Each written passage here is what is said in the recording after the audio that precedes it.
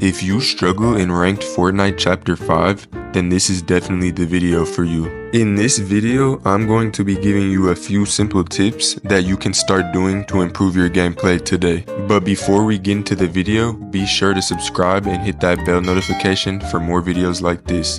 But without further ado, let's get straight into the video. The first thing I want to go over is where to drop and playing the drop. Choosing where to drop can be a tough decision for many players, but it is crucial to understand where to drop when playing ranked.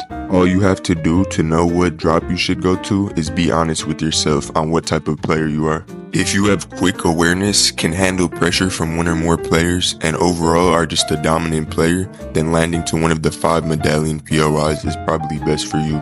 On the other hand, if you're more of a passive player and like to keep a low profile until a third-party opportunity comes by, then one of the many nameless drops on the map should suit you well. These drops provide a low chance at an early game fight and allow you to be able to gather the proper loot to get you ready for endgame. Main POIs without medallions are also great spots to land if you fall somewhere in the middle of the 2 player types I just mentioned. There are often just a couple of people or teams landing there most of the time, no matter what rank you're in. Once you have your drop secured and know what type of engagement to expect, you need to be looting as efficiently as possible. This means wasting no time getting your first weapon and popping off your first shields. You should be utilizing your sprint button and hastily working on getting the best loadout you can up until you have an encounter with another player. The next thing I want to discuss is knowing where to rotate from your initial POI and choosing your battles.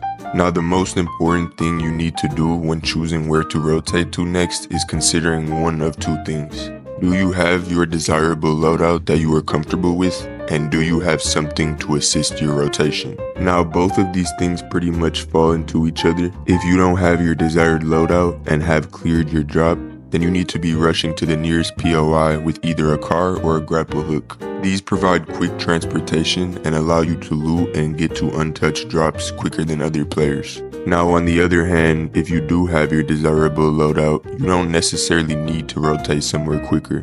You need to be considering staying in a clear path to circle and picking which fights to or to not engage in.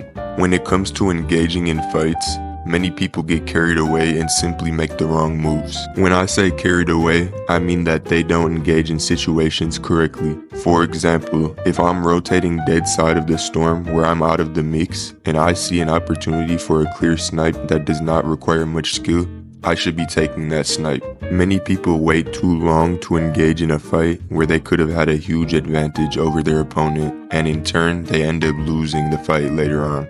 Another example is on the sweatier side, which is underestimating your opponents. If you feel your mechanics are better than everyone's and you should be in a higher rank, well, the truth is you shouldn't be. What you're missing is your game IQ. Being able to make a smart play and judge the opponent's weaknesses and take advantage of them. If you're overly confident and chase down every kid you see with maximum pressure and just rely on straight muscle memory, you are bound to fail. You aren't ranked. These aren't pubs. Your opponents are a lot smarter and harder to predict. So instead, take those same mechanical skills you have and try to play more passive-aggressive and snag easy third parties, or even come swoop in and take a weak opponent who's fresh out of a fight.